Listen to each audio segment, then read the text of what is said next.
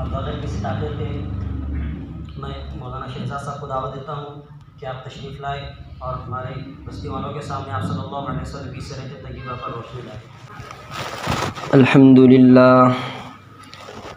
لله نحمده ونستعينه ونستغفره ونؤمن به ونتوكل عليه ونعوذ بالله من شرور أنفسنا ومن سيئات أعمالنا من يهده الله فلا مضل له ومن يضلله فلا هادي له ونشهد أن لا إله إلا الله وحده لا شريك له ونشهد أن سيدنا وسندنا وحبيبنا ومولانا محمدا عبده ورسوله الذي أرسل بالحق بشيرا ونذيرا إن الله وملائكته يصلون على النبي يا أيها الذين آمنوا صلوا عليه وسلموا تسليما اللهم صل على سيدنا محمد وعلى آله وصحبه أجمعين أما بعد أعوذ بالله من الشيطان الرجيم بسم الله الرحمن الرحيم وما أرسلناك إلا رحمة للعالمين وقال الله تبارك وتعالى في موضع آخر وإنك لعلى خلق عظيم صدق الله العظيم قال النبي صلى الله عليه وسلم بعثت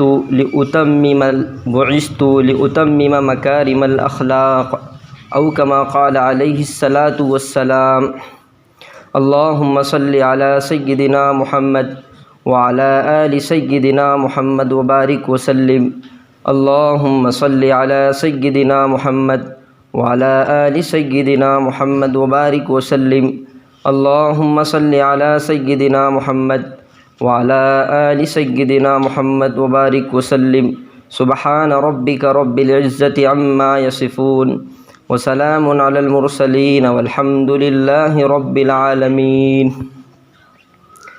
کسی نے کیا ہی خوب کہا ہے، پھول کو گل کہتے ہیں، گل کو ہم گلاب کہتے ہیں، پھول کو گل کہتے ہیں، گل کو ہم گلاب کہتے ہیں۔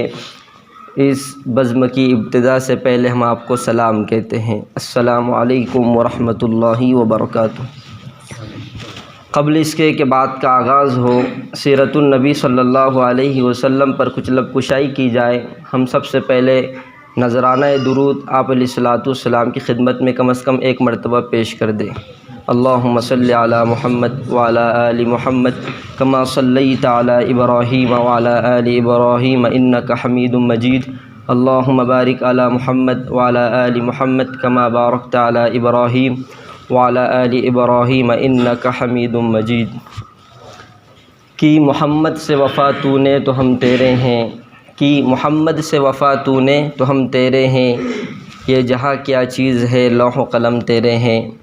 اور ایک شاعر نے تو بہت ہی حد کر دی، گویا کہ اپنی عاجزی اور انکساری کی، کہ ہزاروں نغمے وفا کے ان کی لبوں پہ آ کے مچل رہے ہیں، ہزاروں نغمے وفا کے ان کی لبوں پہ آ کے مچل رہے ہیں، لبوں پہ لیکن لگے ہیں پہرے تو بن کے آنسو نکل رہے ہیں۔ زباں ہے ساکت قلم ہے حیراں، بتاؤ کیسے میں راز پنہا، کہ بحر غم میں اٹھا ہے طوفاں تو دریا دریا دہل رہے ہیں۔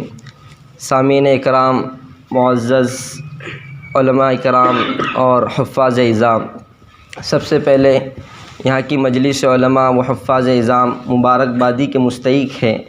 اس میں جو اکابرین ہیں ان کے لیے ہم دعا کرتے ہیں کہ رب العالمین ان کی عمروں میں برکت عطا فرمائیں، اور حفاظ اعظام جو ہماری عمر کے ہیں ان کو مزید اور کام کرنے کی توفیق عطا فرمائیں۔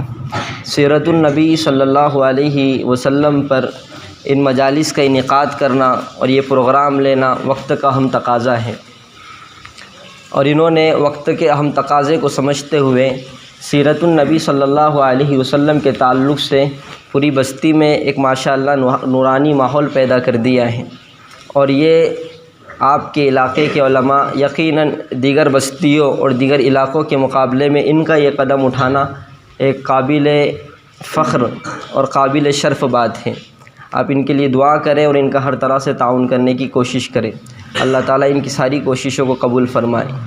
دیکھیے، ایک نقطے کی بات ہے، اس دنیا میں جتنے سیرت نگار پیدا ہوئے ہیں اور جتنے سیرت کو بیان کرنے والے ہوئے ہیں اور جنہوں نے رسول اللہ صلی اللہ علیہ وسلم کی سیرت کو بیان کیا ہے، اور قیامت تک کے جتنی سیرت کو بیان کیا جائے گا یا رسول اللہ صلی اللہ علیہ وسلم کی سیرت کو لکھا جائے گا، ان تمام سیرتوں کو جمع کر لیا جائے، تمام سیرت نگاروں کی جو کتابیں ہیں، جو مضامین ہیں، ان کو یکجا کر لیا جائے، اکٹھا کر لیا جائے، اور جتنے واعظین ہیں، مقررین ہیں، سیرت کو بیان کرنے والے ہیں، ان کی ساری سیرتوں کو ایک جگہ جمع کر لیا جائے، اور یہ کہا جائے کہ رسول اللہ صلی اللہ علیہ وسلم کی سیرت کا ہم نے حق ادا کر دیا۔ یہ نہیں ہو سکتا، ناممکن بات ہے، کیونکہ ہر آنے والے دن کے ساتھ، ہر آنے والے زمانے کے ساتھ، ہر مقرر، ہر مضمون نگار، ہر سیرت پر نظر رکھنے والا یہ حضور علیہ الصلاۃ والسلام کی زندگی سے ایک نیا پہلو نکالتا ہے۔ سیرت ایک ہی ہے، لیکن اس سے اخذ کیے جانے والے پہلو مختلف ہیں۔ حضور علیہ الصلاۃ والسلام کی ازدواجی زندگی یہ ہے، اس سے پہلے آپ علیہ الصلاۃ والسلام کی جوانی کا زمانہ ہے، اس سے پہلے آپ کا بچپنا ہے، آپ کے دنیا میں آنے سے پہلے کے احوال اور واقعات ہیں، اس سے ہر ماہر کوئی نہ کوئی نقطہ ایسا نکالتا ہے کہ جس سے عقل حیران ہو جاتی ہے۔ آپ دیکھیے، بہت سے سیرت نگار جب سیرت لکھنے کے لیے بیٹھتے ہیں تو پہلو ایک ہی بیان کرتے ہیں، لیکن انداز مختلف ہوتا ہے، اور اس سے نئی نئی باتیں سمجھ میں آتی ہیں۔ تو ہو سکتا ہے کہ آپ کو بھی یہ بات سمجھ میں نہ آئے کہ پروگرام تو سیرت کا ہے، پروگرام سیرت کا ہے، پھر 7 جگہوں پر لینے کی کیا ضرورت؟ آپ ہو سکتا ہے کہ مختلف مقرر آپ نے مدعو کیے ہیں، ہر مقرر کے زبان سے اور اس کے نکلنے والے انداز بیان سے باتیں مختلف ہوں، سیرت ایک ہی ہے لیکن باتیں مختلف ہوں۔ تو اس لیے ہم عمل کی نیت سے سنیں۔ آج بیانات کی بھرمار ہیں، بیانات روز مرہ ہوتے ہیں، ہفتے کے بیانات ہیں، جمعہ کے بیانات ہیں، اور علماء کی نشستوں میں ہماری شرکت ہے، لیکن سب سے اہم پہلو جو ہے تو ہماری زندگی اخلاق سے خالی ہے، اور رسول اللہ صلی اللہ علیہ وسلم کی سیرت اخلاق حسنہ کا ایک مجسم نمونہ ہے۔ اس سے ہماری زندگی میں ایک تبدیلی آئے، اس لیے سیرت کو بیان کیا جاتا ہے۔ رسول اللہ صلی اللہ علیہ وسلم کی سیرت کو سننا اور اس کو بیان کرنا اس لیے ہے کہ ہماری زندگی ایسے ہو جائے جیسے رسول اللہ صلی اللہ علیہ وسلم نے ارشاد فرمائی ہے، جیسے رسول اللہ صلی اللہ علیہ وسلم نے زندگی گزارنے کا ہمیں رخ دیا ہے۔ آپ علیہ الصلاۃ والسلام کے دنیا میں آنے کا جو مقصد تھا، اس مقصد کو سمجھ کر ہم زندگی گزاریں تو گویا کہ یہ سمجھا جائے گا کہ ہم حضور صلی اللہ علیہ وسلم کی سیرت کو سمجھ بھی رہے ہیں اور اس کے مطابق عمل بھی کر رہے ہیں۔ دیکھیے، ایک ضابطہ ہے، ہر انسان کا کچھ نہ کچھ نام رکھا جاتا ہے، ہر انسان کے کچھ نہ کچھ خاندان اور تعلق ہیں، ہر انسان کا کوئی نہ کوئی قبیلہ ہے، لیکن یہ بات پورے ڈنکے کی چوٹ پر کہی جا سکتی ہے کہ اگر اس دنیا میں سب سے مقدس شخصیت اگر کوئی پیدا ہوئی ہے اور اس کے بعد کبھی کوئی شخصیت ایسی پیدا نہیں ہو سکتی ہے تو وہ شخصیت ہے حضرت محمد صلی اللہ علیہ وسلم کی۔ تمام علماء کا، تمام مفسرین کا، تمام محدثین کا اس بات پر اتفاق ہے کہ تمام انسان جو اس دنیا میں پیدا ہوئے ہیں، ان تمام کے اندر اگر سب سے زیادہ کوئی معزز شخصیت ہے تو وہ رسول اللہ صلی اللہ علیہ وسلم کی شخصیت ہے۔ آپ صلی اللہ علیہ وسلم کی شخصیت کے تعلق سے سیرت کے بہت سے پہلو جڑے ہوئے ہیں۔ ہم نے، معاف کریے گا میرے جملے اگر کڑوے لگے تو میں پہلے معذرت آپ سے کرتا ہوں، ہم نے دنیا کے ایکٹروں کے نام یاد کر رکھے ہیں، ہم نے دنیا کے کرکٹروں کے نام یاد کر رکھے ہیں، ہمیں پوری ٹیم کے نام یاد ہوتے ہیں، ہمیں اگر کوئی فلم ریلیز ہوتی ہے تو اس سے پہلے ہمارے بچوں کو نام یاد ہوتے ہیں، جتنی سیریلیں ہماری ٹی ویوں پر اور نیوز پر چلتی ہیں اور جو جتنا بتایا جاتا ہے وہ ساری کی ساری مستورات کو ازبر اور زبانی یاد ہوتی ہیں، لیکن معاف کریے گا عمر کا ایک بڑا حصہ گزر جاتا ہے اور ہمارے نبی کا نام تک ہم کو پتہ نہیں ہوتا، ہمارے نبی کے والد کا نام کیا ہے یہ ہمارے علم میں نہیں، ہمارے نبی کی والدہ کا نام کیا ہے یہ ہمارے علم میں نہیں، ہمارے نبی کس خاندان سے تعلق رکھتے تھے یہ ہمارے علم میں نہیں، ہمارے نبی کہاں پیدا ہوئے، کب پیدا ہوئے یہ ہمارے علم میں نہیں، ہمارے نبی کو نبوت کب دی گئی، ہمارے نبی نے نبوت پانے کے لیے، نبوت تو پہلے سے طے تھی لیکن نبوت کے ملنے سے پہلے آپ نے لوگوں کے ساتھ کیا اخلاق برتے ہیں اور لوگوں کے ساتھ کیا معاملات کیے ہیں، اور حضور علیہ الصلاۃ والسلام نے اتنی شادیاں کیوں کی۔ اگر میں اس میں سے کسی ایک کو سوال کر لوں تو علماء کے علاوہ شاید ایک دو ساتھی میرے سوال کا جواب دے دیں کہ شادیاں کیوں اتنی آپ نے کثرت سے کی ہیں۔ معاف کریے گا اگر کوئی آدمی ہمارے پاس آ جائے کہ آپ تو مسلمان ہونا، آپ تو نبی صلی اللہ علیہ وسلم سے تعلق رکھتے ہونا، آپ تو حضور علیہ الصلاۃ والسلام کے امتی ہونا، تو مجھے ایک سوال کا جواب دیجئے کہ آپ تو ایک بیوی پر اکتفا کرتے ہو یا 2 بیویوں پر اکتفا کرتے ہو یا 3 بیویوں پر اکتفا کرتے ہو یا 4 پر اکتفا کرتے ہو، آپ کے نبی نے 11 کیا، آپ 11 کیوں نہیں کرتے؟ کیا جواب دیں گے آپ؟ تو ہم نے نہ کبھی سیرت کے پہلو پر غور کیا نہ اس کو سمجھنے کی کوشش کی ہے۔ انشاءاللہ یہ موٹی باتیں میں ترتیب وار آپ کی خدمت میں نشاندہی میں کر لایا ہوں، جو عام باتیں ہیں ہمارے سامنے ہوتی بھی ہیں اور نہیں بھی ہوتی ہیں، تو جن کے سامنے ہیں تو وہ بھی سن لیں تاکہ تکرار ہو جائے اور تکرار سے فائدہ ہوتا ہے، اور جن کے سامنے نہیں ہے تو یہ صرف سننے سے کام نہیں چلے گا بلکہ اس کا بار بار مطالعہ کرنا ہوگا، سیرت کو پڑھنا ہوگا۔ ہم نے روزانہ کے اخبار کو تو اٹھا کر دیکھا ہے، روزانہ کے اخبار کو پابندی سے پڑھا ہے، لیکن معاف کریے گا کتنے وہ لوگ ہیں جو پڑھنے کے باوجود، ٹھیک ہے ایک طبقہ تو وہ ہے ہمارے معاشرے میں جو پڑھنا نہیں جانتا، نہ اردو ان کو پڑھنا آتی ہے، نہ ہندی پڑھ سکتے ہیں اور نہ دیگر کوئی زبان وہ پڑھ سکتے ہیں، لیکن پڑھنے والے بھی کتنے ایسے ہیں کہ ان کو اگر پوچھا جائے کہ بھی آپ نے سیرت کتنا پڑھا تو میرے خیال سے ہاتھ نہیں کے برابر اٹھیں گے۔ اس لیے مطالعہ رسول اللہ صلی اللہ علیہ وسلم کی سیرت کا ہم سب کے لیے ضروری ہے، کیونکہ ہمارے لیے آئیڈیل کون ہے بھائی؟ حضور علیہ الصلاۃ والسلام کی شخصیت ہم سب کے لیے آئیڈیل اور نمونہ ہے۔ آپ علیہ الصلاۃ والسلام پورے عالم کے لیے رحمت بنا کر بھیجے گئے ہیں، پوری انسانیت کے لیے آپ رحمت بنا کر بھیجے گئے ہیں۔ تو اس سے پہلے کہ میں رسول اللہ صلی اللہ علیہ وسلم کی سیرت کے کچھ اخلاقی پہلو آپ کے سامنے پیش کروں، اس سے پہلے میں رسول اللہ صلی اللہ علیہ وسلم کی سیرت کا خاکہ، سیرت کہتے ہیں زندگی کو، اس کا خاکہ آپ کی خدمت میں پیش کروں۔ سب سے پہلے تو یہ بات ذہن میں رکھے کہ ہم حضور علیہ الصلاۃ والسلام کے امتی ہیں، امتی ہونے کے ناطے جس کو ہم فالو کرتے ہیں، جس سے محبت کرتے ہیں، جس سے ہمارا تعلق ہے، اگر اس سے تعلق نہ ہو، اس سے ہم اپنی کڑی کو توڑ لیں تو ہمارا اسلام ہی قبول نہیں، ہمارا ایمانی قبول نہیں۔ جب اتنی مضبوط اتنی پاورفل شخصیت کا تعارف اگر ہمیں نہیں ہے تو پھر سوچنے کی بات ہے ذرا۔ اس لیے یاد رکھے کہ رسول اللہ صلی اللہ علیہ وسلم کا نام محمد تھا۔ یہ نام کس نے رکھا؟ تو مفسرین لکھتے ہیں، محدثین لکھتے ہیں، کتابوں میں لکھا ہے کہ نام آپ کے دادا نے آپ کا محمد رکھا، اور اگر تھوڑا سوچ کر اور دماغ لگا کر یہ بات سمجھی جائے تو یہ بات طے ہے کہ یہ منشاء خدا تھا، کیونکہ جو کلمہ ہمیں بنیادی دیا گیا ہے کون سا دیا گیا ہے؟ لا الہ الا اللہ محمد الرسول اللہ۔ تو یہ کلمے میں پہلے سے نام کا اندراج ہے، اور گویا کہ عرش معلیٰ پر بھی یہ نام لکھا ہوا ہے، آپ کی پیدائش کے پہلے سے یہ نام تھا۔ رب العالمین نے آپ کے دادا کے قلب میں، دل میں یہ بات اتاری تو انہوں نے آپ کا نام کیا رکھا؟ محمد رکھا۔ بعد میں صلی اللہ علیہ وسلم آپ نبوت کے بعد جو تو آپ کو اس سے سرفراز کیا گیا۔ دوسرا نام آپ کا مشہور و معروف احمد تھا۔ یہ نام کس نے رکھا؟ یہ نام آپ کی والدہ محترمہ نے یہ نام آپ کا احمد رکھا۔ آپ صلی اللہ علیہ وسلم کا محمد اور احمد نام ہے، تو یہ دونوں نام آپ کے کیوں طے پائے؟ تو اس کا معنی ہوتا ہے خوبی۔ محمد کے نام میں بھی خوبی ہے اور احمد کے نام میں بھی خوبی ہے، جس کی تعریف کی جائے۔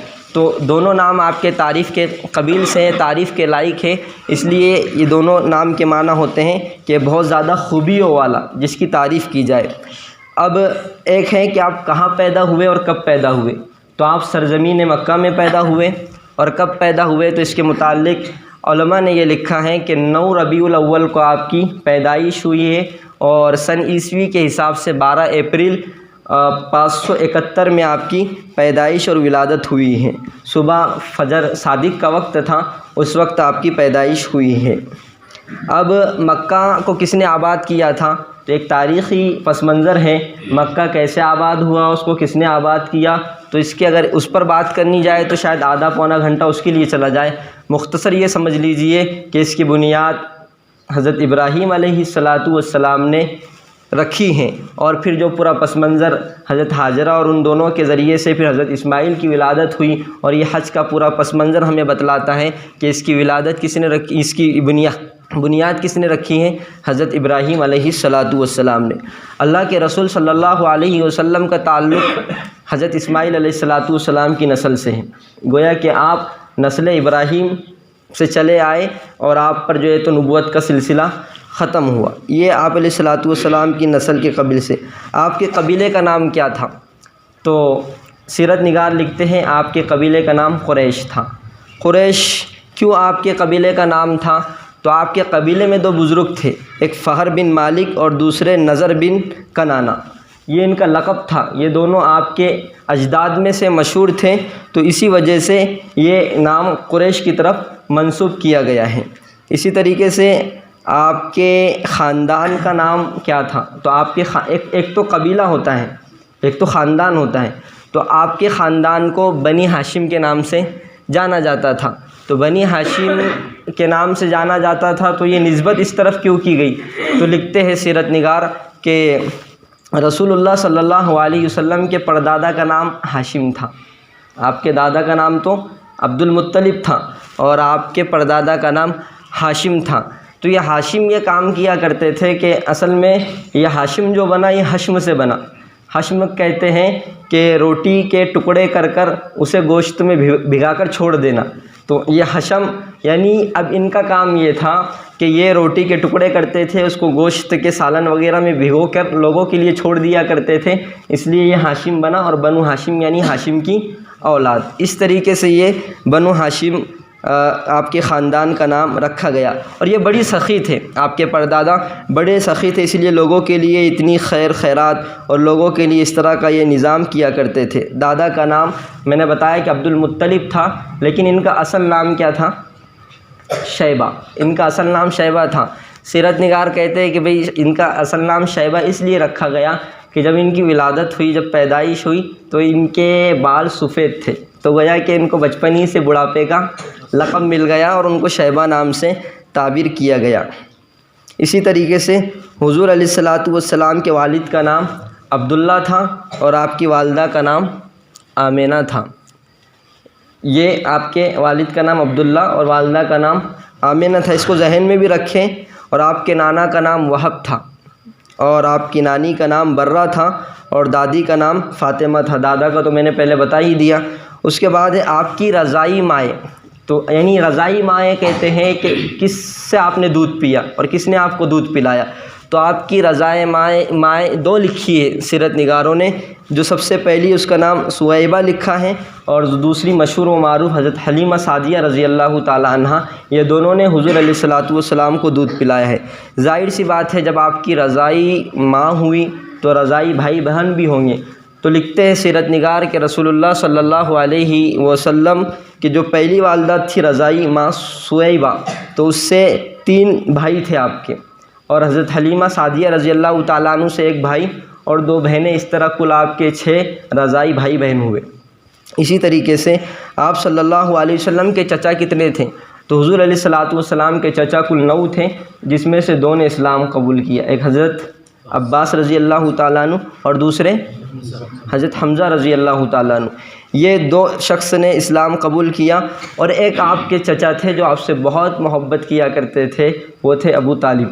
کون تھے؟ ابو طالب۔ آپ کی پرورش، حضور علیہ السلام کی پرورش ابو طالب، کیونکہ آپ کے والد کا انتقال ہو گیا تھا، کب ہوا تھا بھائی؟ کوئی بتا سکتا ہے اس میں آپ علیہ الصلوۃ والسلام کے والد کا انتقال علماء کے علاوہ؟ یہ امتحان نہیں ہے جی، پیدائش سے پہلے. تو اس لیے آپ کی پرورش کا مرحلہ والد کے پاس تو نہیں رہا، والد کا پہلے انتقال ہو گیا تھا. والدہ تھی حیات، لیکن والدہ کا بھی انتقال 6 سال کی عمر میں ہو گیا. اب اس سے پہلے ساری ذمہ داریاں جو ہوتی ہیں، ایک والد کے اوپر جو ذمہ داریاں ہوتی ہیں، عورت وہ ذمہ داریاں نہیں نبھا سکتی. عورت تو بچے کی پرورش کے مطلب تربیت کے تعلق سے، اس کی ابتدائی بھوک وغیرہ کے تعلق سے ذمہ داریاں نبھا سکتی ہے، لیکن جو باہر کے اخراجات ہوتے ہیں وہ آپ کے چچا ابو طالب اٹھایا کرتے تھے. اور آپ کے چچا ابو طالب نے آپ کی ایک لمبی عمر تک، بلکہ جب تک ان کی جان میں جان تھی تب تک کہ انہوں نے حضور علیہ الصلوۃ والسلام کا ساتھ دیا. بلکہ اسلام جب آپ نے نبوت کا دعویٰ کیا اور نبوت کا اعلان کیا، تو نبوت کے اعلان کے بعد بھی اگر کسی نے سب سے پہلے ساتھ دیا تو آپ کے چچا ابو طالب ہیں. سیرت نگار یہ لکھتے ہیں. اسی طریقے سے آپ صلی اللہ علیہ وسلم کی کل 11 بیویاں تھیں. کتنی بھائی؟ 11 بیویاں. سب سے پہلے آپ کا نکاح حضرت ختیجہ رضی اللہ تعالیٰ عنہا سے ہوا. حضرت ختیجہ رضی اللہ تعالیٰ عنہا کی اگر سیرت کو بیان کرنے جائے تو اس کے لیے بھی ایک لمبا اور کافی طویل وقت چاہیے. حضرت ختیجہ رضی اللہ تعالیٰ عنہا بیوہ تھی، مطلب آپ کا پہلے نکاح ہو چکا تھا، اس کے بعد طلاق ہوئی. کسی اور نے بھی آفر کیا لیکن انہوں نے وہ آفر کو قبول نہیں کیا. ایک تجارتی سفر رسول اللہ صلی اللہ علیہ وسلم کے ساتھ میں ہوا. حضور علیہ الصلوۃ والسلام کے آپ کو اخلاق پسند آئے اور انہوں نے ایک اپنی سیلن کے ذریعے سے، ایک سہیلی کے ذریعے سے حضور علیہ الصلوۃ والسلام کو نکاح کا پیغام دیا، اور حضور علیہ الصلوۃ والسلام نے نکاح کے پیغام کو قبول کیا، باوجود اس کے کہ حضرت ختیجہ رضی اللہ تعالیٰ عنہ کی عمر 40 سال کی تھی اور حضور علیہ الصلوۃ والسلام کی عمر صرف 25 سال کی تھی. تو اس سے اگر نقطہ نکالنا چاہیں تو یہ نقطہ ہم بھی نکال سکتے ہیں کہ اگر عورت کی عمر شوہر سے، مرد سے بڑی ہو تو اس سے نکاح کیا جا سکتا ہے. رسول اللہ صلی اللہ علیہ وسلم نے اپنے سب سے پہلے نکاح کو جو ترجیح دی وہ ایک بیوہ سے ترجیح دی ہے. مجبوری میں تو کوئی بھی کر لے گا، مجبوری میں کوئی بھی کر لے گا. مثال کے طور پر کسی کا نکاح ٹوٹ گیا، پہلی بیوی سے اس کا طلاق ہو گیا یا بیوی نے خلا لے لیا، تو اب مجبوری میں بڑی عمر کی عورت سے عام طور پر ہمارے معاشرے میں کر لیا جاتا ہے، لیکن ابتدا بڑی عمر سے نہیں کی جاتی ہیں. اگر رسول اللہ صلی اللہ علیہ وسلم کی سنت پر بھی عمل کیا جائے تو یہ بھی بڑی فضیلت کی بات اور قابل عمل بات ہے. اسی طریقے سے آپ کی دوسری ازواج بھی تقریباً 11 رہی ہیں. اس کو بعد میں پڑھ لیا جائے، میں وہ ترتیب تو بنا کر لایا ہوں لیکن وقت ساتھ نہیں دے رہا. تو آپ علیہ الصلوۃ والسلام کی سب سے پہلی بیوی حضرت ختیجہ رضی اللہ تعالیٰ عنہ، اس کے بعد آپ نے حضرت حفصہ رضی اللہ تعالیٰ عنہ سے نکاح کیا، حضرت عائشہ سے، اور الی آخری تقریباً آپ کی 11 بیویاں رہی ہیں. اب دیکھیے یہ سوال میں نے جیسا آپ کو پوچھا کہ آپ اس کا جواب دے سکتے ہیں کیا، کہ حضور علیہ الصلوۃ والسلام نے اتنی کثرت سے جو شادیاں کی ہے اس کی وجہ اور غرض اور غایت کیا. آج بھی دشمنان اسلام اور اسلام کو صحیح طور پر نہ سمجھنے والے اور اسلام جن کو سمجھ میں نہیں آتا وہ حضور علیہ الصلوۃ والسلام کے اس پہلو پر اعتراض کرتے ہیں. خدا نعوذ باللہ، حضور صلی اللہ علیہ وسلم تو شہوت پرست تھے، یہ جملے ہیں. اور وجہ اس کی کہ دیکھیے 11 بیویوں سے آپ نے شادی کی اور ان کے جملے یہ ہیں کہ نعوذ باللہ 11 بیویوں سے شادی کرنے کے بعد بھی آپ کی خواہش پوری نہیں ہوئی. ارے سیرت نگاروں نے یہ لکھا کہ رسول اللہ صلی اللہ علیہ وسلم کو رب العالمین نے اتنی طاقت دی تھی 100 مردوں کی طاقت دی تھی. کتنی؟ 100 مردوں کی. اگر آپ خدا نخواستہ خواہش پرست ہوتے، نعوذ باللہ آپ خواہش پرست ہوتے تو آپ کو تو 100 بیویوں سے شادی کرنی چاہیے تھی، لیکن مقصد یہ نہیں تھا. آپ خواہش پرست نعوذ باللہ نہیں تھے. اگر آپ کو خواہش ہوتی تو جس وقت رسول اللہ صلی اللہ علیہ وسلم نے کلمے کا بول بالا کیا اور کلمے کی دعوت لوگوں میں شروع کی اور اس کی وجہ سے سرداران مکہ کو جو آپ سے بغض حسد ہوا تو اس موقع سے انہوں نے یہ تو پیشکش کی تھی کہ اگر آپ مالداری چاہتے ہیں تو ہم آپ کو مکہ کا سردار بنا دیتے ہیں. اگر آپ کسی حسینہ سے نکاح کرنا چاہتے ہیں تو ہم مکہ کی سب سے خوبصورت بیوی آپ کو لا کر دیتے ہیں، عورت لا کر دیتے ہیں، تاکہ آپ اس کو اپنے نکاح میں، ازدواجی نکاح میں لے لیں اور اس سے شادی کر لے. تو حضور علیہ الصلوۃ والسلام نے ان کے شرائط قبول کیے نہیں کیے. اگر خدا نخواستہ نعوذ باللہ یہ جملہ کہتے ہوئے بھی شرم آتی ہے کہ حضور علیہ الصلوۃ والسلام اگر خواہش پرست ہوتے تو آپ ان کی باتوں کو ترجیح دیتے، لیکن رسول اللہ صلی اللہ علیہ وسلم نے ان کی پیشکش کو ٹھکرایا، ان کی پیشکش کو جو ہے تو پرے کیا. اب لکھتے ہیں سیرت نگار کہ حضور صلی اللہ علیہ وسلم نے اتنی شادیاں کیوں کی، اس کو دھیان سے سننا ذرا۔ اس لیے کہ حضور علیہ الصلاۃ والسلام پوری قوم کے لیے، پوری امت کے لیے اور آنے والی نسل کے لیے نبی بنا کر بھیجے گئے تھے۔ کس کے لیے بھئی؟ سب کے لیے نبی بنا کر بھیجے گئے تھے۔ ظاہر سی بات ہے آپ کے ہر عمل کو، آپ کے ہر فعل کو، آپ کے اٹھنے بیٹھنے، آپ کے سونے کھانے پینے، جی آپ کی ہر چیز کو محفوظ کرنے کی امت کے لیے ضرورت تھی، ٹھیک ہے نہیں تھی؟ آج جو سیرت ہم تک پہنچی ہیں کہ رسول اللہ صلی اللہ علیہ وسلم ایسا کھایا کرتے تھے، رسول اللہ صلی اللہ علیہ وسلم اس طریقے سے سویا کرتے تھے، آپ کلام اس طرح فرمایا کرتے تھے، آپ گفتگو یوں فرمایا کرتے تھے، آپ کے اندر یہ صفات تھی، یہ بات تھی۔ کوئی اگر آ جاتا آپ کے پاس اور کسی حاجت کو لے کر آتا تو آپ نے اس کے ساتھ کیا معاملہ کیا، یہ اکثر باتیں کس کے ذریعے سے ہم تک پہنچی ہے؟ ازواج مطہرات کے ذریعے سے۔ اب دیکھیے، کیونکہ عورتوں سے تو پردے کا حکم تھا، آپ نبی سب کے لیے تھے لیکن پردہ آپ کے لیے بھی تھا۔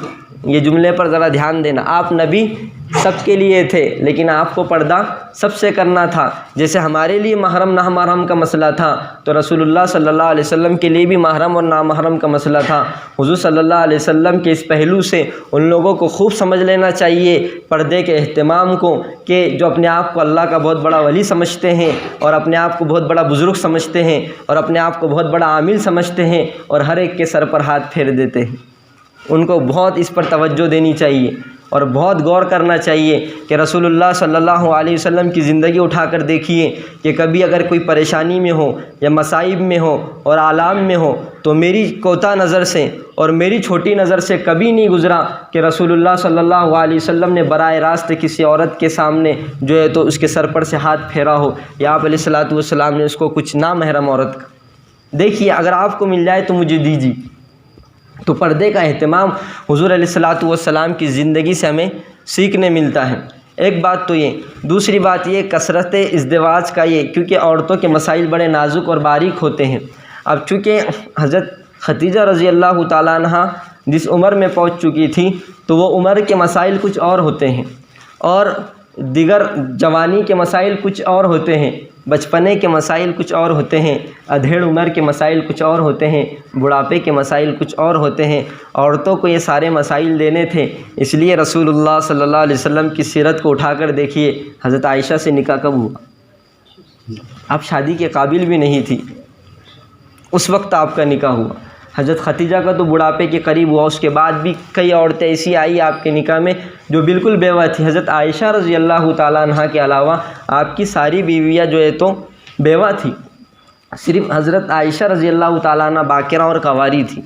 تو خدا نخواستہ، نعوذ باللہ ثم نعوذ باللہ، حضور علیہ الصلاۃ والسلام اگر شادیوں کے اعتبار سے خواہش پرست ہوتے تو وہ حسیناؤں سے ان کی پیشکش کو قبول نہ کر لیتے، لیکن آپ نے امت کو ایک درس دیا، امت کو ایک سبق سکھلایا کہ بیواؤں سے بھی نکاح کرنا چاہیے، بیواؤں سے بھی نکاح نبھانا چاہیے۔ آج میرے بزرگوں، زنا جو عام ہو رہا ہے، زنا جو کثرت سے پھیل رہا ہے، یہ بیواؤں سے نکاح نہ کرنے کی وجہ سے۔ دن بدن زنا کی تعداد میں اضافہ ہوتا جا رہا ہے، دن بدن زنا کی تعداد بڑھتی چلی جا رہی ہے، اور اس کی بنیادی وجہ یہ ہے کہ ایک مرتبہ جو عورت مطلقہ بن گئی، جس عورت کے شوہر کا انتقال ہو گیا تو دوبارہ کوئی اس سے نکاح نہیں کر رہا، اور اس کی عین جوانی کی عمر ابھی نکاح کو 1 سال ہی ہوا اور شوہر کا انتقال ہو گیا، نکاح کو 2 مہینے ہوئے شوہر نے طلاق دے دی، تو صرف اس بنیاد پر اس سے نکاح نہیں کیا جا رہا ہے کہ وہ مطلقہ ہے، صرف اس بنیاد پر اس سے نکاح نہیں کیا جا رہا ہے۔ آپ خوب سمجھ سکتے ہیں کہ ایک عورت کے اندر کتنی برداشت کی صلاحیت ہو سکتی ہے، اور وہ کتنا برداشت کر سکتی ہے۔ جب اس کی حاجت اور ضرورت صحیح طریقے سے پوری نہیں ہوگی تو غلط طریقے سے پورا کریں گی۔ کہیں نہ کہیں ہم بھی اس کے ذمہ دار ہیں کہ جو بیوائیں عورتیں زنا میں مبتلا ہو رہی ہیں اور جو باکرہ اور کنواری عورتیں زنا میں مبتلا ہو رہی ہیں، تو ان کے وقت پر نکاح نہ کرنے کی وجہ سے بھی یہ معاملہ سامنے آ رہا ہے۔ اس لیے رسول اللہ صلی اللہ علیہ وسلم کی ازدواجی زندگی اور آپ علیہ الصلاۃ والسلام کے سیرت کے اس پہلو پر نظر رکھتے ہوئے ہم اس کا بھی ماحول اور مزاج بنائیں کہ بیواؤں سے بھی نکاح کی مہم چلے۔ گزشتہ تو ہم نے جمعہ میں سلوڑ کے اندر اس کا اعلان کروایا مجلس علماء کے ذریعے سے، باقاعدہ ہر مسجد میں ہمارے یہاں اعلان ہوا۔ ہمارے یہاں مجلس علماء میں ایک بات یہ بھی قابل تقلید ہے، اچھی ہے کہ ایک پیغام تمام مساجد کے ذریعے سے پوری قوم کو دیا جاتا ہے۔ مثال کے طور پر زنا اگر عام ہو رہا ہو تو زنا کی قباحتیں، اس کی برائیاں، ایک علماء میں سے کسی کو ذمہ داری دی جاتی ہے، وہ مضمون اچھے سے اچھا بنا لیتے ہیں، اور کسی کو تقسیم کی ذمہ داری دے دی جاتی ہے اور وہ تمام مساجد میں تقسیم کرتے ہیں۔ امام صاحب نماز کے فارغ ہونے کے بعد جو ہے تو اس کو سناتے ہیں، تو یہ میسج سب تک پہنچ جاتا ہے، اور یہ ایک اچھی پکڑ ہے کہ جمعہ کے اندر تقریباً سارے مسلمان، سارے مصلی بن کر آتے ہیں، تو ان تک یہ بات پہنچ جاتی ہے۔ تو اس کو بھی آپ مشورے میں لے کر اس سے فائدہ اٹھا سکتے ہیں۔ تو میں نے آپ کو یہ بتا دیا کہ حضور صلی اللہ علیہ وسلم نے جو اتنی شادیاں کی اس کی وجہ کیا تھی، آئی بات سمجھ میں؟ تو آپ اس کو ذہن میں رکھیں، کوئی بھی کبھی بھی یہ سوال آپ سے کر سکتا ہے، تو ہمیں اس کو کھول کر جواب دینا چاہیے۔ اب حضور علیہ الصلوۃ والسلام کی اولاد کتنی تھی، آپ کے بچے کتنے تھے؟ تو حضرت ختیجہ رضی اللہ تعالیٰ عنہ سے 4 بیٹیاں آپ کی ہوئی ہیں، جس میں سب سے پہلی سب سے بڑی زینب رضی اللہ تعالیٰ عنہ، دوسرے نمبر پر حضرت رقیہ رضی اللہ تعالیٰ عنہ، تیسرے نمبر پر کلثوم رضی اللہ تعالیٰ عنہ، اور چوتھے نمبر پر فاطمہ رضی اللہ تعالیٰ عنہ۔ آپ نے اپنے بچوں کی تربیت کیسے کی؟ تو اس کے لیے ان کی زندگی پوری لکھی گئی ہے کہ حضرت فاطمہ کی زندگی کیسی تھی، حضرت زینب رضی اللہ تعالیٰ عنہ کی، حضرت کلثوم رضی اللہ تعالیٰ عنہ کی، ان کی زندگیاں کیسی تھی، پوری ان کی سیرت اور زندگیاں لکھی گئی ہیں، اس کو پڑھنا چاہیے۔ لڑکوں میں ایک نام ابراہیم آتا ہے، اور ایک نام یہ ماریہ قبطیہ سے تھے، یہ آپ کی باندی تھی، اس سے ابراہیم پیدا ہوئے تھے، اور اسی طریقے سے ایک نام قاسم کا بھی ذکر کیا گیا ہے سیرت نگاروں نے، اور ایک نام عبداللہ۔ تو آپ کے 3 بیٹے کل بتائے گئے ہیں، تو اس طریقے سے آپ کی اولاد کتنی ہوئی؟ 4 بیٹیاں اور 3 لڑکے، کل آپ کی اولاد 7 ہوئی۔ اب دیکھیے حضور علیہ الصلوۃ والسلام کی زندگی گویا کہ اب آگے بڑھتی گئی۔ والد کا انتقال پیدائش سے پہلے ہو چکا تھا، والدہ 6 سال کی عمر میں آپ کو چھوڑ کر رب العالمین کے حضور چلی گئی۔ اب اس کے بعد جو ہے تو تربیت کا مرحلہ آپ کی والدہ کی حیات ہی میں، کہ عرب میں ایک مزاج تھا اور ایک دستور تھا کہ دودھ پلانے کے لیے، اچھی بولی سکھانے کے لیے اور اچھی زبان بنانے کے لیے، دودھ پلانے کے لیے بچوں کو دے دیا جاتا تھا۔ تو حضرت حلیمہ رضی اللہ تعالیٰ عنہ بھی مجبور تھی، یہ جو دودھ پلانے والی عورتیں ہوا کرتی تھی، یہ پیسوں پر دودھ پلایا کرتی تھی، رضائی ماں جو ہوتی تھی۔ تو حضرت حلیمہ رضی اللہ تعالیٰ عنہ بھی ایک تنگ دست عورت تھی، گھر میں کھانے پینے کے لیے بھی اتنا کچھ نہیں ہوتا تھا۔ تو جب حضور علیہ الصلوۃ والسلام کی پیدائش ہوئی، گویا کہ آپ علیہ الصلوۃ والسلام کو بھی دینا تھا رضاعت کے لیے، تو بہت سے بچے وہاں رکھے گئے، تو بہت سی عورتوں نے مالداروں کے بچے اٹھا لیے، اور رسول اللہ صلی اللہ علیہ وسلم تو یتیم تھے، یتیم سمجھ کر کسی نے آپ کو ہاتھ نہ لگایا۔ اخیر میں گویا کہ مجبوری میں کہہ لیجئے، منشاء خداوندی کچھ یہ تھا کہ مجبوری میں حضرت حلیمہ رضی اللہ تعالیٰ عنہ نے حضور علیہ الصلوۃ والسلام کو اٹھا لیا۔ حضرت حلیمہ رضی اللہ تعالیٰ عنہ بیان کرتی ہے کہ جس وقت گویا کہ میں حضور علیہ الصلوۃ والسلام کو لینے کے لیے آئی تھی تو میری اٹھنی بھی بہت کمزور تھی، لیکن جیسی تاجدار مدنی، تاجدار بطحہ جناب محمد الرسول اللہ صلی اللہ علیہ وسلم کو گویا کہ سینے سے لگایا اور رضاعت گویا کہ آپ نے سونپی ان کو، اور آپ ان کو لے کر اٹھنی پر واپس چلی، تو ان کی اٹھنی بھی مضبوط ہو گئی، تیز سواری بن گئی۔ سب سے آخر میں وہ آئی تھی، ایک وجہ یہ بھی بنی تھی کہ یتیم آپ اس لیے ملے کہ آپ کی اٹھنی کمزور تھی، لیکن جب واپسی کا موقع آیا تو اتنی تیز رفتار وہ اٹھنی بنی کہ سب کو ہرا دیا اس نے، اور سب سے پہلے اپنے مقام پر پہنچی۔ اس کے بعد برکتیں اور رحمتیں جو حضرت حلیمہ رضی اللہ تعالیٰ عنہ کے گھر میں آئی ہیں، وہ تو ایک مستقل ایک باب ہے۔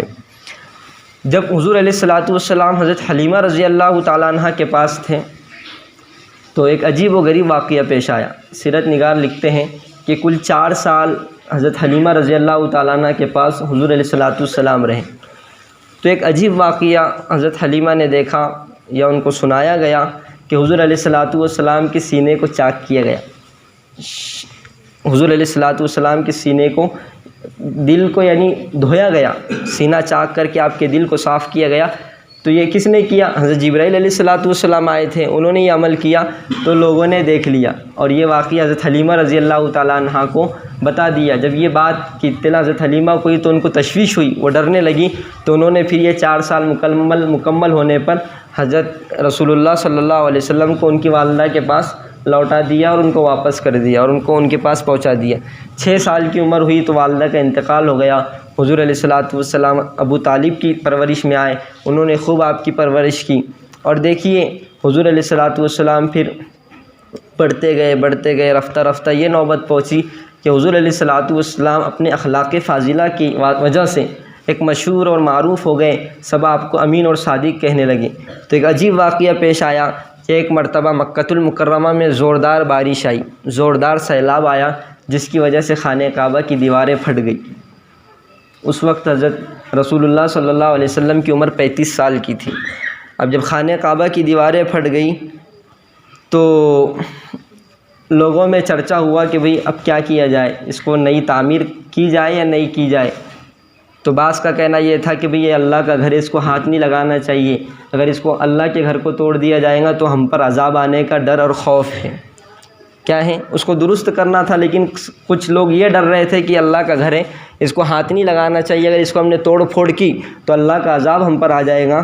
تو اس میں ایک بہادر تھے ولید بن مغیرہ، وہ آگے بڑھے اور انہوں نے یہ عجیب تاریخی جملہ کہا۔ کیا کہا کہ اس کی وجہ، یعنی انہوں نے یہ کہا کہ کسی چیز کی درستی کی وجہ سے، کسی چیز کو صحیح کرنے کی وجہ سے اللہ کا عذاب نہیں آیا کرتا ہے۔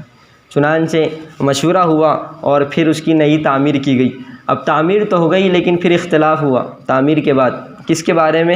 حجر اسود کو اس کے مقام پر رکھنے کے سلسلے میں ایک بڑا اختلاف ہوا، لوگوں میں ایک بڑا ہنگامہ ہوا۔ چنانچہ 4-5 دن کے بعد یہ مشورہ ہوا کہ سب سے پہلے جو حرام میں داخل ہوگا، سب سے پہلے جو وہاں مسجد حرام میں داخل ہوگا تو وہ رکھے گا اور اس کا فیصلہ مانا جائے گا۔ اللہ کے رسول صلی اللہ علیہ وسلم جب صبح ہوئی تو رسول اللہ صلی اللہ علیہ وسلم سب سے پہلے داخل ہو رہے ہیں۔ اب جیسے ہی دیکھا کہ یہ حضور علیہ الصلوۃ والسلام ہیں، ابھی نبوت تو نہیں ملی تھی، لیکن آپ نے اپنے اخلاق کو ایسے مرتب کیا تھا، اپنے اخلاق کو ایسے بنایا تھا کہ آپ کو دیکھتے سے ہی سب نے فیصلہ کر دیا یار یہ پہلے سے ہم ان کو امین اور صادق کہتے ہیں، یہ اس کے لائق ہیں۔ اب دیکھیے حضور علیہ الصلوۃ والسلام کی دانائی، عقل مندی آپ کو بچپنے سے اللہ کی طرف سے ملی ہوئی تھی، آپ نے اس اختلاف کو کیسے ختم کیا؟ لوگ یہ سمجھ رہے تھے کہ یہ اگر کوئی ایک آدمی رکھ دے گا یا کوئی ایک قبیلہ رکھ دے گا یا کوئی ایک خاندان رکھ دے گا تو گویا کہ اس کے نام کی تخصیص ہو جائے گی۔ حضور علیہ الصلوۃ والسلام نے اتنا بہترین انداز اپنایا کہ سارے قبیلے والوں کو موقع ملا۔ آپ علیہ الصلوۃ والسلام نے ارشاد فرمایا کہ بھائی ایک چادر لائیے، اس چادر میں اس کپڑے کو رکھا اور سب کو اس کا کنارہ پکڑنے لگایا اور پھر اس کو اس کے ٹھکانے لگایا۔ تو حضور علیہ الصلوۃ والسلام کی اس دانش مندی پر، اس عقل مندی پر سارے سرداران خوش ہو گئے اور سب نے آپ کو گویا کہ مبارکبادیاں پیش کی۔ اب یہ حضور علیہ الصلوۃ والسلام کی ایک زندگی کا ایک پہلو یہ تھا۔ دوسرا آپ کی زندگی کا پہلو یہ ہے کہ آپ کا حلیہ مبارک کیسا تھا۔ تو حضور علیہ الصلوۃ والسلام چہرے کے اعتبار سے بڑے خوبصورت تھے، آپ کے چہرے سے گویا کہ روشنی ٹپکتی تھی۔ حضور علیہ الصلوۃ والسلام بہت زیادہ لمبے بھی نہیں تھے اور بہت زیادہ پستہ قد بھی نہیں تھے، بلکہ آپ علیہ الصلوۃ والسلام کا سراپا ایسا تھا کہ کوئی دیکھتا تھا تو بڑا آپ کو پسند کرتا تھا۔ آپ کی گردن لمبی تھی، اونچی تھی، ناک بھی جو ہے تو اوپر یعنی ابھر کر آئی ہوئی تھی، کھڑی ناک والے عمدہ اور خوبصورت لگتے ہیں۔ تو حضور علیہ الصلوۃ والسلام کا حلیہ سراپا بھی بالکل اسی طریقے سے تھا۔ داڑھی آپ کی گھنی تھی، داڑھی آپ کی کیسی تھی بھائی؟ گھنی تھی۔ حضور علیہ الصلوۃ والسلام کا جسم معطر تھا، آپ کے جسم سے پسینہ نکلتا تھا تو خدا کی قسم وہ پسینہ عطر کی خوشبو سے زیادہ معطر تھا۔ اس میں سے ایسی خوشبو آتی تھی، ایسی خوشبو آتی تھی کہ بعض لوگ اس پسینے کو شیشیوں میں بھر کر رکھتے تھے اور بعد میں اس کا انہوں نے موازنہ کیا، تقابل کیا تو یہ بات انہوں نے کہی، یہ بات انہوں نے ارشاد فرمائی کہ ہم نے حضور علیہ الصلوۃ والسلام کے پسینے کو دیگر خوشبو کے مقابلے میں زیادہ خوشبو والا پایا۔ یہ حضور علیہ الصلوۃ والسلام کا سراپا اور جسم سے نکلنے والا پسینہ تھا۔ آپ علیہ الصلوۃ والسلام کی گفتگو ایسی صاف ستھری اور شفاف ہوتی تھی کہ آپ بات کو اتنا ٹھہر ٹھہر کر اور اتنا صاف صاف بولتے تھے کہ ہر ایک آدمی آپ کے کلام کو سمجھ جایا کرتا تھا۔ اس وقت تو کوئی مائک کا نظام بھی نہیں تھا، لیکن آپ کی بات میں ایسی تاثیر، گفتگو کا انداز اتنا نرالا اور شستہ تھا کہ ہر آدمی آپ کی بات کو سمجھ جایا کرتا تھا۔ کوئی بات بہت اہم ہوتی تھی تو آپ علیہ الصلوۃ والسلام اس کو ٹھہر ٹھہر کر 3 مرتبہ ارشاد فرمایا کرتے تھے تاکہ ہر ایک آدمی سمجھ جائے۔ تو آپ کی گفتگو سے ہمیں بھی یہ سیکھنا چاہیے کہ کوئی بات ہو تو کیسی ہو بھائی؟ صاف ستھری ہو۔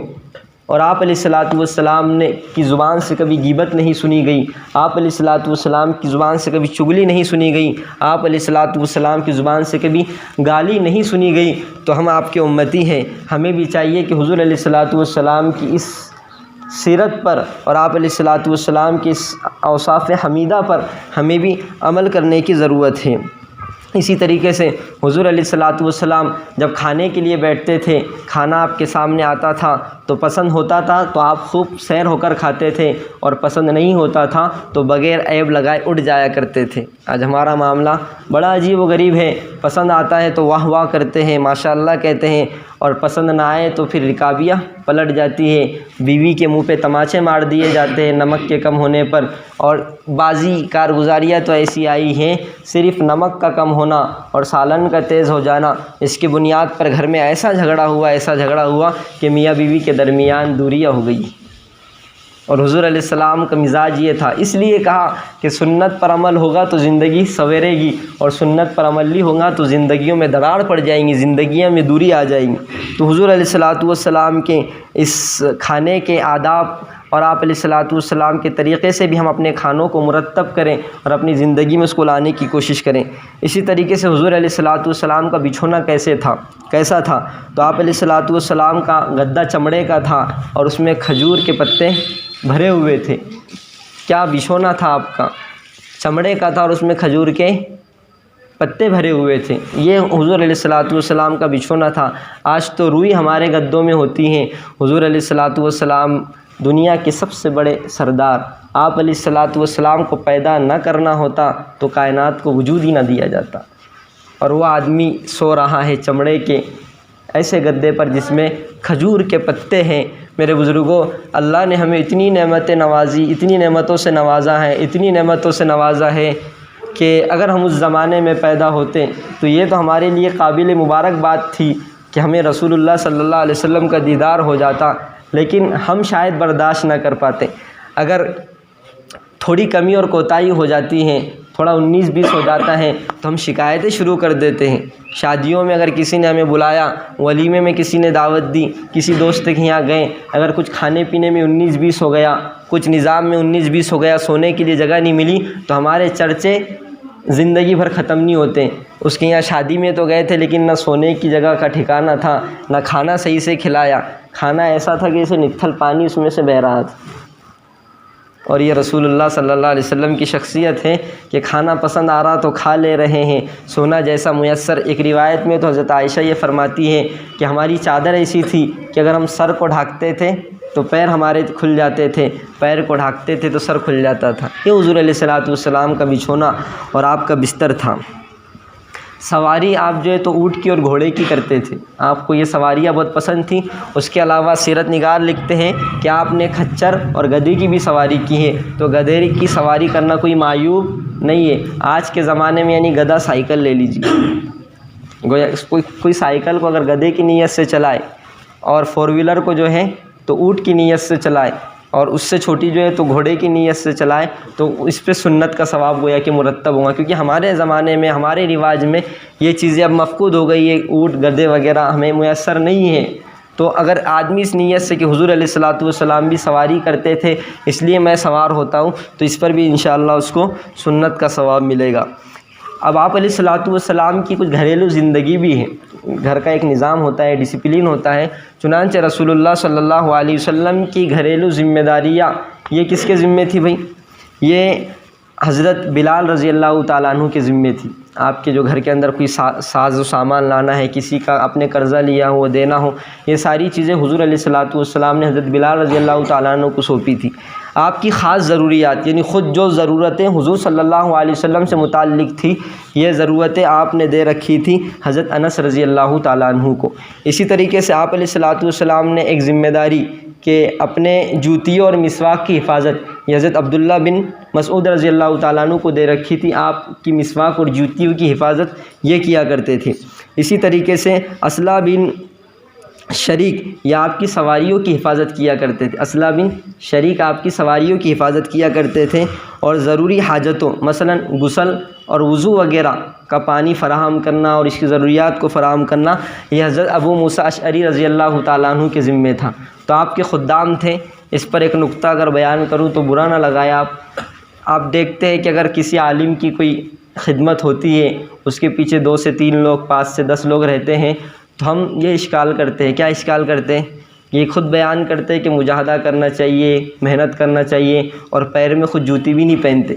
تو آپ صلی اللہ علیہ وسلم کے اس پہلو سے کہ آپ کی سعادت تھی گویا کہ جو صحابہ آپ کی خدمت میں تھے تو وہ حضور علیہ الصلوۃ والسلام کے تھوکے کو بھی نیچے نہیں گرنے دیتے تھے، اگر وہ گرتا تھا تو اس کو ہاتھ میں لے کر اپنے بدن پر مل لیا کرتے تھے، اور آپ علیہ الصلوۃ والسلام کی وضو کے پانی کو بھی نیچے نہیں گرنے دیتے تھے، اس کو بھی اپنے چہروں پر مل لیا کرتے تھے۔ تو اگر کسی عالم دین کی عزت اور قدر اس طرح کی جا رہی ہے، اس کی آؤ بھگت اور استقبال اس طریقے سے کیا جا رہا ہے کہ لوگ اس کی جوتوں اور چپلوں کو بھی اٹھا رہے ہیں، تو ہمیں برا نہ لگنا چاہیے، بلکہ معاف کریے گا۔ ان کا زمانہ ایک بڑا محنت اور مشقت کا گزرتا ہے۔ بھائیو، ہم بھی مدرسے میں پڑھے ہیں، یہاں کے علماء بھی پڑھے ہوں گے کہ مدرسے کی زندگی کتنی مجاہدے کی ہوتی ہے۔ خدا کی قسم اتنے مجاہدے کی ہوتی ہے کہ ہم ان کی برابری نہیں کر سکتے، اس لیے تو کسی بڑے عالم نے بڑا جملہ کہا ہے، اگر ایک آدمی زندگی بھی لگا دے وہ ایک عالم کے مقام کو نہیں پہنچ سکتا، پوری زندگی لگا دے وہ ایک عالم کے مقام کو نہیں پہنچ سکتا۔ اس لیے 3 پہلو ہمارے اندر ہونے چاہیے۔ کتنے بھائی؟ ایک تو ہم علم کے سیکھنے والے بنے۔ کیا بنے؟ علم کے سیکھنے والے بنے یا علم کو سکھانے والے بنے۔ 2 قسم ہوئی۔ تیسری قسم یہ ہوئی کہ ہم علم سیکھنے والے اور علم سکھانے والوں سے محبت کرنے والے بنے۔ تو یہ تینوں آدمی کامیاب ہیں، ایک تو علم سیکھنے والے، دوسرے سکھانے والے، اور تیسرے علم سیکھنے اور سکھانے والوں سے محبت کرنے والے۔ اور اس بات سے ڈرایا گیا کہ علم سیکھنے والے اور علم سکھانے والوں سے بغض مت رکھو ورنہ ہلاک ہو جاؤ۔ اس لیے علماء کی قدر کیجئے۔ ایک معمولی بہانے سے اگر کسی حفیظ صاحب کی، کسی امام صاحب کی، کسی مولانا کی کوئی غلطی ہمارے سامنے آ جاتی ہے تو پورے گاؤں والے، پوری بستی والے، پورے شہر والے، کمیٹی والے ان کی پگڑیوں کو اچھالتے ہیں، یار وہ تو ایسا کرتے، وہ تو یوں کرتے۔ اگر آپ کو کسی عالم کی غلطی سمجھ میں آ رہی ہے اور واقعی غلطی ہے تو اس کا طریقہ یہ ہے کہ آپ ان سے انفرادی میں ملیے۔ مولانا، میں آپ سے ایک سوال کرنا چاہتا ہوں، آپ کے سامنے ایک درخواست رکھنا چاہتا ہوں، مجھے یہ بات ذرا سمجھ میں نہیں آ رہی، آپ ذرا اس کو کلیئر کر کے دو۔ ہم کیا کرتے ہیں ہوٹلوں میں، چوراہوں پر اور دیگر مجالس کے موقع پر، ارے یار اپنے امام صاحب تو ایسا کر رہے، اپنے مولانا تو ایسا کر رہے، پھر وہ اپن نے ایک شوشہ چھوڑا تو بولتا ہو یار میں نے پرسوں دن ان کو ایسا کرتے دیکھا تھا، پھر تیسرا بولتا ارے 8 دن پہلے تو انہوں نے ایسا کرے، چوتھا بولتا ہے 1 مہینہ پہلے ایسا کرے، تو 10 آدمی 10 شوچے چھوڑتے ہیں۔ نتیجہ یہ ہوتا ہے کہ ہم سے علماء بدظن ہو جاتے ہیں اور اپنی صلاحیت اور قابلیت کو صرف ہمارا نشانہ بنانے کی وجہ سے چھوڑ دیتے ہیں۔ میرے بزرگوں، پھر وہ خدمات کی جگہ جو خالی ہو جاتی ہیں اس کے ذمہ دار ہم ہوں گے۔ اس لیے اگر علماء کی غلطی ہمیں نظر آ رہی ہے تو درگزر سے کام لیجئے۔ صرف علماء کی تخصیص نہیں ہے بلکہ عام آدمی بھی اگر کوئی غلطی کر رہا ہو تو حضور علیہ الصلوۃ والسلام نے اس کی اجازت نہیں دی ہے کہ اس کی ہم پگڑیوں کو اچھالیں۔ رسول اللہ صلی اللہ علیہ وسلم نے تو یہ ارشاد فرمایا کہ جو لوگوں کے عیبوں کو بیان چھپائے گا تو آپ علیہ الصلوۃ والسلام اس کے عیبوں کو قیامت کے دن چھپائیں گے، اور جو لوگوں کے عیبوں کو بیان کرتا پھرے گا قیامت کے دن اس کے عیبوں کو کھولا جائے گا۔ اس لیے بڑی ڈرنے کی بات ہے کہ ہم جو ہے تو حضور علیہ الصلوۃ والسلام کی سیرت سے یہ چیزوں کو سمجھیں۔ اب دیکھیے رسول اللہ صلی اللہ علیہ وسلم کی زندگی کا سب سے بڑا پہلو اخلاق حسنہ ہے۔ کیا ہے بھائی؟ اخلاق حسنہ۔ اور حضور علیہ الصلوۃ والسلام سب کے لیے رحمت بنا کر بھیجے گئے۔ قرآن کریم کی جو آیت خطبے کے اندر میں نے آپ حضرات کے سامنے تلاوت کی ہے، وما ارسلناک الا رحمۃ للعالمین، اس میں بیان کیا گیا کہ حضور علیہ الصلوۃ والسلام ساری امت کے لیے، سارے عالموں کے لیے رحمت بنا کر بھیجے گئے۔ تو ہمارے یہ تو سمجھ میں آتا ہے کہ بھئی انسانوں کے لیے رحمت ہے، یعنی ہمارے لیے آپ نے دین اسلام کو دنیا میں لایا، آپ کے ذریعے سے ہمیں تعلیمات دی گئی تو ہمارے لیے تو رحمت ہے، لیکن پھر یہ درخت، شجر وغیرہ کے لیے کیسے رحمت ہے؟ تو وہ ان کے اندر بھی جان ہے، رسول اللہ صلی اللہ علیہ وسلم ان کے لیے بھی رحمت بنا کر بھیجے۔ سب سے بڑا نقطہ تو یہ سیرت نگاروں نے بیان کیا کہ دیکھیے ان کے لیے بھی رحمت اس لیے ہے کہ ان کو جو وجود ملا وہ رسول اللہ صلی اللہ علیہ وسلم کے صدقے طفیل میں ملا۔ ایک بات ہے کہ اگر رسول اللہ صلی اللہ علیہ وسلم کو پیدا نہ کرنا ہوتا تو اللہ کائنات کو ہی نہ پیدا کرتے۔ اگر کائنات پیدا نہ ہوتی تو بھی درخت پیدا ہوتے، پتھر پیدا ہوتے، نہیں پیدا ہوتے۔ جب حضور علیہ الصلوۃ والسلام پیدا کرنا تھا آپ کو تو اس وجہ سے ان کو بھی جو ہے تو زندگی ملی اور ان میں بھی حیات ہے۔ یہ الگ بات ہے کہ ہم اس کی حیات کو سمجھتے نہیں ہیں، درختوں کو بھی رسول اللہ صلی اللہ علیہ وسلم نے بتایا ہے کہ ان کو بھی زندگی دی گئی ہے۔ چنانچہ وہ واقعہ ہمیں خوب یاد ہوگا کہ رسول اللہ صلی اللہ علیہ وسلم جس ممبر پر بیٹھ کر خطبہ دیا کرتے تھے، جب اس کو توڑنے کی بات آئی، وہ کھجور کا درخت کا بنا ہوا تھا، تو جب حضور علیہ الصلاۃ والسلام کی جدائیگی کا اس کو علم ہوا تو وہ رونے لگا۔ آپ علیہ الصلاۃ والسلام سمجھ گئے، صرف جدائی اور فراق کی بنیاد پر وہ رونے لگا، تو اس کا رونا اس بات کو بتلاتا ہے کہ حیات اس کے اندر پائی جاتی ہے۔ دوسری بات یہ، پتھروں کے اندر بھی حیات موجود ہے۔ اسی طریقے سے رسول اللہ صلی اللہ علیہ وسلم نے جو باتیں ارشاد فرمائی ہیں، ایک بات اس میں سے یہ بھی ہے، قرآن بھی جس کے بارے میں کہتا ہے کہ دنیا میں جتنی چیزیں ہیں یہ ساری چیزیں اللہ کا ذکر کرتی ہے۔ یہ الگ بات ہے کہ آپ اس کو سمجھتے نہیں ہیں۔ گویا کہ ہر غیر حساس چیز جو ہمیں نظر آ رہی ہے اس کے اندر حساسیت موجود ہے۔ چنانچہ گویا کہ رسول اللہ صلی اللہ علیہ وسلم کا مبعوث ہونا، آپ علیہ الصلاۃ والسلام کا پیدا ہونا، یہ ساری کائنات کے لیے کیا ہے بھئی؟ رحمت ہے۔ اب حضور علیہ الصلاۃ والسلام کی سیرت سے ہمیں کیا سیکھنا چاہیے؟ تو دیکھیے، اخلاق کی دو قسم ہیں۔ ہر آدمی کے اندر اخلاق پائے جاتے ہیں، ایک تو اخلاق فاضلہ ہوں گے یا اخلاق رذیلہ ہوں گے۔ اخلاق فاضلہ یعنی اچھے اخلاق۔ حضور صلی اللہ علیہ وسلم کی زندگی کا سب سے بڑا پہلو جو ہے وہ اخلاق حسنہ ہے۔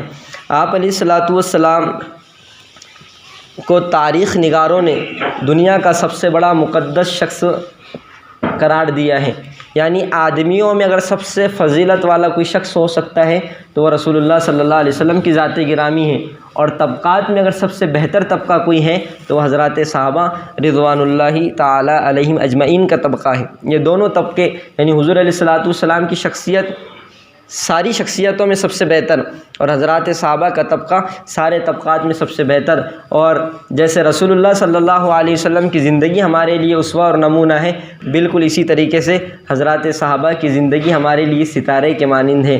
اصحابی کالنجوم بأیہم اقتدیتم اہتدیتم۔ حضور علیہ الصلاۃ والسلام نے فرمایا کہ میرے صحابہ ستاروں کے مانند ہیں، کسی ایک کی بھی پیروی کرو گے نا تو کامیاب ہو جاؤ گے۔ تو یہ حضور علیہ الصلاۃ والسلام کی سیرت اور حضرات صحابہ کے سیرت، یہ دونوں پر ہماری نظر ہونی چاہیے۔ دیکھیے حضور علیہ الصلاۃ والسلام کے اخلاق کتنی اہمیت رکھتے ہیں۔ اللہ پر یقین اور ایمانیت کے بعد اگر سب سے زیادہ کوئی چیز اہم ہو سکتی ہے، ایمانیت کے اندر نمازوں کا پڑھنا وغیرہ ساری چیزیں آ گئیں، اس کے بعد اگر سب سے اچھی کوئی چیز ہو سکتی ہے تو اچھے اخلاق کا ہونا۔ اچھے اخلاق کی بہت ضرورت ہے۔ ہم نے بارہا سنا ہوگا کہ اسلام جو ہے تو تلوار کے زور سے نہیں بلکہ اخلاق کے ذریعے سے پھیلا ہے۔ اب دیکھیے، اس کے بارے میں کچھ واقعات ہیں، میں مختصراً اس کو عرض کر کے اپنی بات کو ختم کرنے کی طرف لے جاؤں گا۔ آپ علیہ الصلاۃ والسلام کے اخلاق کے بارے میں عجیب بات سیرت نگاروں نے لکھی ہے کہ اگر اللہ چاہتے نا تو آپ کو سمجھ، یعنی عام طور پر آدمی 15 سال کی عمر میں بالغ ہو جاتا ہے، اگر اللہ چاہتے تو آپ کو 16ویں سال کی عمر میں نبوت دے دیتے نہیں دیتے؟ آپ کو اسی لیے تو پیدا کیا تھا، لیکن 40 سال کے بعد آپ کو نبوت جو دی گئی، اس کی ایک بنیادی وجہ یہ ہے کہ 40 سال تک اچھے اخلاق کا مظاہرہ لوگوں کو کروانا تھا۔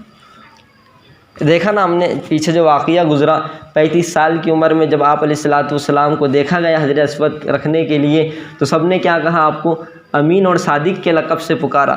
اور جیسے حضور علیہ الصلاۃ والسلام نے، یعنی پہلے اس بات کا یقین دلا دینا تھا لوگوں کو کہ اگر نبوت کے مستحق اگر کوئی شخص ہو سکتا ہے تو اس کے اخلاق ایسے ہونے چاہیے۔ حضور علیہ الصلاۃ والسلام کے اخلاق کا لوگوں کو مظاہرہ کرایا گیا، اس کے بعد آپ کو نبوت کے تاج سے سرفراز کرایا گیا۔ لیکن یہ بات تو ہے کہ ان کے دل میں جو حسد تھا، بغض تھا، اپنے آبا و اجداد کے دین سے جو محبت تھی، وہ ان کو جو ہے تو آپ کی دشمنی پر اس نے ابھارا۔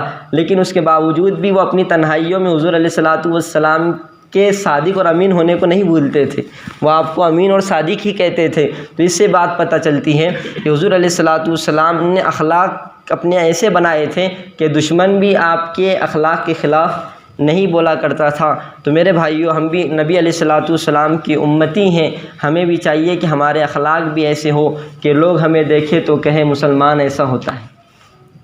آج تو حال یہ ہو گیا کہ مسلمانوں کے چرچے ایسے ہونے لگے کہ لوگ ڈر رہے ہیں چنانچہ ایک لطیفہ کہیے یا حقیقی واقعہ کہیے، ایک یہودی بڑے عالم دین آئے ہوئے تھے ایک جگہ، تو ان کے کسی چاہنے والے نے ایک یہودی کی شکایت کی کہ حضرت اس نے میرا قرضہ لیا ہے اور میرا قرضہ وہ دے نہیں رہا ہے۔ تو انہوں نے کہا ایسی بات ہے، کہا پرچی لاؤ۔ ایک پرچی لی اور اس پر لکھا اور اس کو دی، جو قرضہ نہیں دے رہا تھا، اور اس کو اس طرح تھما دی ہاتھ میں۔ تو اس نے جب پڑھا تو فوراً قرضہ دے دیا۔ تو سب حیران، یار یہ اتنے روزانہ چکر کاٹ رہا تھا، روزانہ اس کے پاس آ رہا جا رہا تھا، لیکن کچھ نتیجہ نہیں ہوا۔ لیکن حضرت نے ایک چھوٹی سی پرچی اس کو لکھ کر دے دی تو اس نے فوراً قرضہ واپس کر دیا۔ تو اس کو پوچھنے والوں نے پوچھا کہ اس میں لکھا کیا تھا؟ تو کہا کہ صرف اتنا لکھا تھا کہ تو کب سے مسلمان ہو گیا۔ کیا لکھا تھا؟ کہ تو کب سے مسلمان ہو گیا۔ میرے بھائیوں، میرے پیاروں، رب العالمین نے ہم سب کو رسول اللہ صلی اللہ علیہ وسلم کے اخلاق دیے ہیں۔ کیسے اخلاق دیے سنیے۔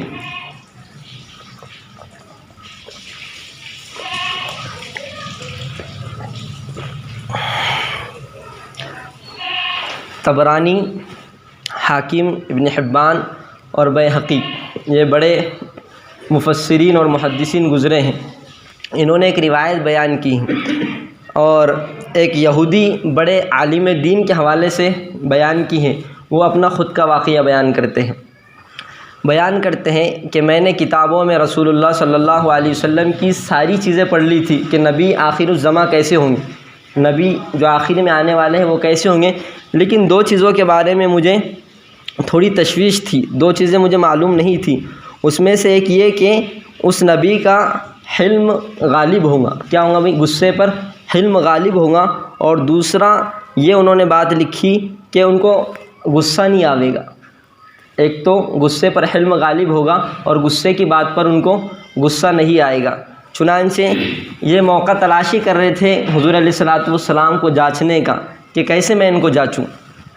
اب اتفاق سے ایسا ہوا کہ رسول اللہ صلی اللہ علیہ وسلم نے انہی زید بن ثانہ، ان کا نام ذکر کیا گیا، صنعا یا ثانہ اس طرح کا، صنعا ذکر کیا ہے۔ تو جب ان کے پاس رسول اللہ صلی اللہ علیہ وسلم کچھ قرضہ لینے کے لیے پہنچ گئے تو انہوں نے کہا یہ موقع اچھا ہے۔ حضور علیہ الصلوۃ والسلام نے ان سے کچھ کھجوریں قرضے میں لی اور واپس آ گئے، اور ایک میعاد، ایک وقت متعین ہو گیا کہ اتنے وقت کے لیے قرضہ ہمیں چاہیے۔ وہ خود فرماتے ہیں زید بن ثنا کہ رسول اللہ صلی اللہ علیہ وسلم کے پاس میں وقت مقررہ سے پہلے 2-3 دن پہلے پہنچ گیا اور میں نے حضور علیہ الصلوۃ والسلام سے قرضے کا مطالبہ کیا۔ دیکھیے تاجدار مدینہ جناب محمد رسول اللہ صلی اللہ علیہ وسلم نے یہ بھی نہیں کہا کہ ابھی وقت نہیں ہوا، آپ خاموش رہیں۔ تو انہوں نے ان کی خاموشی کا فائدہ اٹھاتے ہوئے آپ کو طعنے دینے شروع کر دیے کہ آپ کے خاندان والے تو ایسے ہی ہیں، آپ قرضہ لیتے تو دیتے نہیں ہیں، اور اس طرح کی باتیں گویا کہ۔ اور وہاں ایک جلالی پیر کھڑے ہوئے تھے، کون؟ حضرت عمر رضی اللہ تعالیٰ عنہ۔ اور جیسے ہی انہوں نے یہ جملے سنے کہ یہ نالائق حضور صلی اللہ علیہ وسلم کی شان میں گویا کہ گستاخی کر رہا ہے، تو فوراً آپ نے تلوار سوت لی، اور تلوار لے کر جو ہے تو آپ گویا کہ کام ختم کرنے کے در پر تھے، تو انہوں نے حضور صلی اللہ علیہ وسلم کی چادر کو پکڑ لیا اور آپ علیہ الصلوۃ والسلام کو جیسا مخاطب کر کے کہا میرا قرضہ دو۔ تو رسول اللہ صلی اللہ علیہ وسلم بجائے اس کے کہ اس کو ڈانٹے، یعنی زید بن ثنا کو، آپ علیہ الصلوۃ والسلام نے حضرت عمر رضی اللہ تعالیٰ عنہ کو باتیں سنائی کہ بھئی آپ کا کام تو یہ ہونا چاہیے تھا کہ آپ مجھے یہ سمجھاتے کہ آپ نے قرضہ لے لیا تو نرمی سے ادا کر دو، اور اس کو یہ سمجھاتے کہ آپ نے قرضہ دیا ہے تو نرمی سے وصول کرو، یہ تقاضا تھا۔ اب اللہ کے رسول صلی اللہ علیہ وسلم نے کہا کہ تم نے بدسلوکی کی ہے نا، تو بدسلوکی کے نتیجے میں قرضہ تم ادا کریں گے اور مزید 20 سا اوپر دیں گے۔ کیا ارشاد فرمایا؟ یعنی خود حضرت عمر نے مطالبہ کیا اس بات کا کہ اللہ کے رسول جب ایسا ہے، مجھ سے برداشت نہیں ہوتا کہ آپ کی شان میں کوئی گستاخی کریں، اور میں اس بات کو ہرگز برداشت نہیں کرتا کہ میرے پیارے آقا جناب محمد رسول اللہ صلی اللہ علیہ وسلم کی سامنے کوئی اس طرح گستاخانہ لفظ استعمال کرے، میں اس کو برداشت نہیں کرتا، میری غیرت اس کو گوارا نہیں کرتی، اگر آپ کہیں تو میں آپ کا قرضہ ادا کر دوں۔ تو حضور صلی اللہ علیہ وسلم نے کہا کہ قرضہ بھی ادا کرو اور جو زیادتی تم نے کی ہے اس کے 20 سا اوپر بھی دو۔ جیسے یہ جملے رسول اللہ صلی اللہ علیہ وسلم کی زبان سے نکلے، وہ فرماتے کہ میں نے اسلام قبول کر لیا۔ یہ ہے میرے نبی کے اخلاق۔ حضرت ابو ہریرہ رضی اللہ تعالیٰ عنہ فرماتے ہیں کہ رسول اللہ صلی اللہ علیہ وسلم ہمارے ساتھ مجلس میں بیٹھے ہوئے تھے، اچانک آپ اٹھ کر چلنے لگے۔ راستے میں جب جا رہے تھے اب اپنے مکان کی طرف تو ایک بدو آیا، بدو یعنی جنگلی دیہاتی، جس کو بات کرنے کا ستر نہیں، طریقہ نہیں، ڈھنگ نہیں، کوئی ڈھنگ نہیں رہتا تھا، کبھی بھی رسول اللہ صلی اللہ علیہ وسلم سے کچھ بھی پوچھ لیا کرتے تھے بے ادبی کے ساتھ۔ تو اس نے بھی ایسا ہی کیا کہ رسول اللہ صلی اللہ علیہ وسلم کے پاس آئے اور کہنے لگے کہ مجھے 2 اونٹ بھر کے غلہ چاہیے۔ کیا چاہیے؟ غلہ چاہیے۔ اور اس کے بعد مزید انہوں نے یہ جملے کیے، یعنی ڈائریکٹ انہوں نے کیسا طریقہ اختیار کیا کہ آئے اور رسول اللہ صلی اللہ علیہ وسلم کی چادر کو کھینچ لیا چلتے چلتے۔ تو آپ کی اس چادر کو کھینچنے کی وجہ سے آپ کی گردن پر ورم بھی آ گیا گویا کہ، اور آپ کی گردن لال ہو گئی، سرخ ہو گئی، اور یہ اندیشہ تھا کہ حضور صلی اللہ علیہ وسلم کسی دیوار پر نہ گر جاتے، دیوار سے نہ لگ جاتے۔ تو آپ علیہ الصلوۃ والسلام نے کہا کہ تیرا کیا مطلب ہے، یعنی جو تو نے میرے ساتھ رویہ کیا، یہ سلوک کیے سے تو کیا چاہتا ہے؟ تو کہا کہ میں 2 اونٹ بھر کر غلہ چاہتا ہوں۔ تو رسول اللہ صلی اللہ علیہ، اور اس کے بعد اس نے یہ جملے استعمال کیا، جو تیرے پاس آیا ہے یہ خدا کا دیا ہوا، یا نہ یہ تیرا ہے نہ تیرے باپ کا ہے۔ کیا کہا؟ حضور علیہ الصلوۃ والسلام کی شان میں اس نے یہ کہا یہ تیرا ہے نہ تیرے باپ کا ہے، مجھے 2 اونٹ بھر کر غلہ چاہیے۔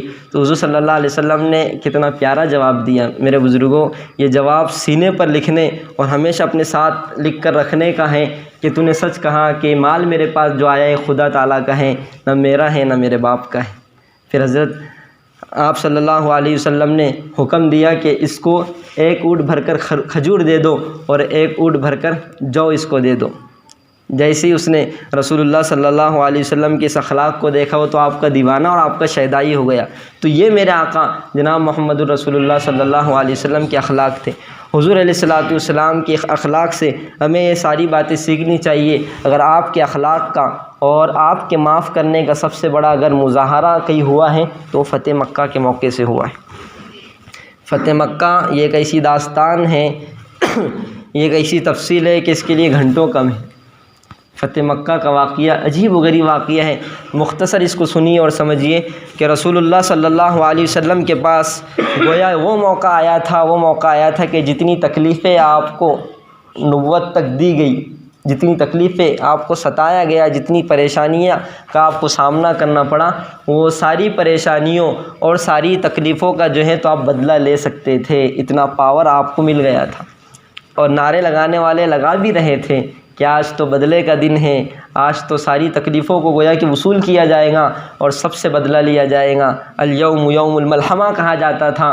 رسول اللہ صلی اللہ علیہ وسلم نے جب سنا اور آپ کو یہ کارگزاری سنائی گئی کہ تمہارے ساتھی تو یہ کہتے ہیں کہ آج تو بدلے کا دن ہے، تو رسول اللہ صلی اللہ علیہ وسلم نے ان کے اس جملے کو رد کیا، ان کے اس جملے میں ترمیم کی اور اس جملے کو بدلا اور یہ کہا الیوم یوم المرحمہ، آج تو عفو درگزر کا دن ہے، آج تو رحمت اور کرم کا دن ہے۔ گویا کہ رسول اللہ صلی اللہ علیہ وسلم نے یہ، ورنہ دشمنان اسلام گھبرا چکے تھے، بوکھلاہٹ ان کے اندر پیدا ہو گئی تھی کہ پتہ نہیں آج تو مکہ فتح ہو گیا، مسلمان وہ جن کو ہم نے زندگی بھر ستایا، جن کو زندگی بھر تکلیف دی، ان کے چچا کو جو ہے تو ٹکڑے ٹکڑے کر دیے اور ان کے چچا کو جو ہے تو ان کے کلیجوں کو چابا گیا اور سارے صحابہ کو جو ہے تو ہم نے ستایا، ہر طرح سے ان کو ستایا، اب یہ کیسا بدلہ لیں گے؟ شاید آج تو مکہ میں خون کی ندیاں بہہ جائیں گی، عورتوں کے ساتھ بدسلوکی اور بدتمیزی کی جائیں گی، لیکن ایسا کچھ بھی نہیں ہوا۔ حضور صلی اللہ علیہ وسلم نے یہ اعلان کروایا کہ جو خانہ کعبہ میں پہنچ جائے وہ امن میں آ گیا، جو اپنے گھر میں رہے وہ امن میں آ گیا۔ یعنی سہولتیں دیکھو کتنی دی جا رہی ہے کہ آج تو رحم کا دن ہے، آج تو معاف کیا جائے گا۔ تو حضور علیہ الصلوۃ والسلام کیونکہ جو جہاں تھا وہ وہیں رہ گیا، ان کے پاس کچھ دفاع کا موقع ہی نہیں تھا، سب سارا پاور حضور علیہ الصلوۃ والسلام اور آپ کے صحابہ کے پاس تھا، وہ تو ڈر گئے، بوکھلاہٹ ان کے اندر پیدا ہو گئی۔ تو رسول اللہ صلی اللہ علیہ وسلم یہ اعلان کرا رہے کہ اعلان جو ابو سفیان کے گھر میں آ گیا وہ امن میں آ گیا، جو حکیم بن حزام کے گھر میں آ گیا وہ امن میں آ گیا، اور جو اپنے گھر میں رہا وہ امن میں آ گیا۔ تو ہر ایک کو موقع مل گیا ان جگہوں پر جانے کا اور پناہ لینے کا۔ تو یہ رسول اللہ صلی اللہ علیہ وسلم نے اپنے گویا کہ جو بدلہ لینے کا موقع تھا آپ کے پاس وہ بدلہ نہیں لیا اور عفو درگزر سے کام لیا۔ وما ارسلناک الا رحمۃ للعالمین انک لعلی خلق عظیم کی یہ مثال ہے سب سے بڑی۔ مکہ میں کسی پر کچھ نہیں کیا گیا۔ یہ رسول اللہ صلی اللہ علیہ وسلم کی سیرت کا سب سے نمایاں پہلو ہے۔ تو میرے بزرگوں، رب العالمین نے ہم سب کو موقع دیا ہے آپ علیہ الصلاۃ والسلام کی سیرت پر عمل کرنے کا۔ کب تک؟ موت سے پہلے تک۔ اس دنیا میں، اس کائنات میں بہت سے لوگ پیدا ہوئے ہیں، بڑے بڑے جائیداد کے رکھنے والے، ارب پتی، کروڑ پتی، بڑے بڑے بنگلوں کے رکھنے والے، بڑی بڑی گاڑیوں کے رکھنے والے، صبح اٹھنے سے لے کر شام سونے تک ایئر کنڈیشن میں رہنے والے، اور نہ جانے ان کے پاس کیا کیا نعمتیں رب العالمین نے دے رکھی ہے، لیکن یہ نعمتیں صرف موت کی حد تک ہیں۔ آدمی کروڑ پتی بھی ہو تو ایک کاغذ کا چیک بھی اپنے ساتھ قبر میں نہیں لے جا سکتا۔ آدمی محنت کرتا ہے، شریعت کا اصول اور ضابطہ یہ ہے کہ بعد میں وہ خود بخود منتقل ہو جاتی ہے، بچوں کی طرف، اولاد کی طرف خود بخود منتقل ہو جاتی ہے۔ کوئی آدمی اگر وصیت کرے یا نہ کرے، کچھ بولے نہ بولے، خود بخود منتقل ہو جائیں گے۔ اس لیے اگر کسی آدمی کی اولاد مثلا نافرمان ہو، باپ کا کہنا نہیں مانتی، پوری زندگی باپ کو ستایا، مار پیٹ کی، باپ نے مرتے ٹائم یہ بولا، یہ نالائقوں کو میرے کھیت میں سے اور میرے گھر میں سے 1 روپے بھی مت دینا، سب مدرسے کے نام کر کے دے دو، سب مدرسے کو دے دینا زمین۔ اب اگر اس مسئلے کو دارالافتاء میں اور دارالقضاء میں لے جائے تو پوچھیے علماء سے کیا فیصلہ ہوگا۔ اگر مثال کے طور پر زمین 1 کروڑ کی ہے تو صرف 33,33,000 اور جو اس کا بجٹ بیٹھا 1/3 وہ صرف مدرسے کو دیا جائے گا، اور باقی جو 66 لاکھ اور کچھ اوپر کے جو پیسے رہیں گے وہ بچوں میں تقسیم ہوں گا، تو خود بخود وہ ہو جائے گا۔ لیکن یہ ایک پہلو میں نے اس لیے بیان کیا کہ آدمی کے ساتھ صرف اس کے اعمال آنے والے ہیں۔ ٹھیک ہے، آپ کو اللہ نے مالدار بنایا ہے تو ثواب جاریہ کے طور پر اس مال کا صحیح استعمال کریں، اور کوئی نہ کوئی ایسا عمل اپنی زندگی میں کر جائیں کہ آپ کے مرنے کے بعد بھی آپ کو اس کا ثواب ملتا رہے۔ الغرض سیرت رسول صلی اللہ علیہ وسلم کا سب سے بڑا خلاصہ یہ ہے کہ ہمیں اپنی زندگی میں تبدیلی لانے کی ضرورت ہے۔ جو آپ علیہ الصلاۃ والسلام کے اخلاق ہیں، ان اخلاق پر عمل کرنے کی ضرورت ہے۔ اگر آج بھی ہم نے اپنے اخلاق کو ایسا بنا لیا جیسا منشاء رسول ہے اور جیسے صحابہ کے اخلاق ہے، تو انشاءاللہ ہماری قوم ترقی کریں گی اور مستقبل ہمارا روشن ہوگا۔ اور خدا نخواستہ ہم نے رسول اللہ صلی اللہ علیہ وسلم کی سیرت پر عمل نہیں کیا، آپ کے اخلاق کو نہیں اپنائے، تو پھر جن لوگوں نے حضور علیہ الصلاۃ والسلام کی سیرت سے، آپ کے صحابہ کے طریقے سے روگردانی کی، آپ کے طریقے کو جو ہے تو پیچھے کر دیا، تو پھر وہ قوم ہلاک ہوئی ساری صلاحیتوں کے باوجود بھی۔ انہی باتوں پر میں اپنی تقریر کو اور اپنے اس مختصر سی باتوں کو ختم کرتا ہوں، اس دعا کے ساتھ کہ رب العالمین جب تک ہماری جان میں جان رہے ہمیں سیرت پر عمل کرنے کی توفیق عطا فرمائیے۔ پتہ نہیں زندگی کی شام کس گلی میں ہو جائے، اور سب سے عقل مند آدمی وہ ہے بھائیوں کہ لوگ اسے غسل جنازہ دیں، اس آنے سے پہلے وہ غسل توبہ کر لیں۔ سب سے سمجھدار آدمی وہ ہے کہ لوگ اس کو کفن پہنائیں، وہ اس کفن کے پہننے سے پہلے تقوی کا لباس پہن لیں۔ سب سے سمجھدار آدمی وہ ہے کہ لوگ اس کو قبر کے گھڑے میں چھوڑ کر آئے، اس سے پہلے وہ اپنے سارے معاملات کو درست کر لیں۔ سب سے پہلا معاملہ اللہ کے ساتھ درست کرنے کا ہے، اس لیے آج ہی توبہ کریں کہ انشاءاللہ آئندہ جو زندگی گزاروں گا ایسی گزاروں گا جیسا اللہ کہتا ہے، ایسی زندگی گزاروں گا جیسی شریعت کہتی ہے، اپنے منشے کے مطابق نہیں، مطلب رب چاہی زندگی گزاروں گا۔ اگر ہم نے رب چاہی زندگی گزاری تو پھر رب العالمین من چاہی ہمیں چیزیں عطا فرمائے گا۔ اللہ رب العالمین ہم سب کو عمل کی توفیق عطا فرمائے۔ وآخر دعوانا الحمد للہ رب العالمین۔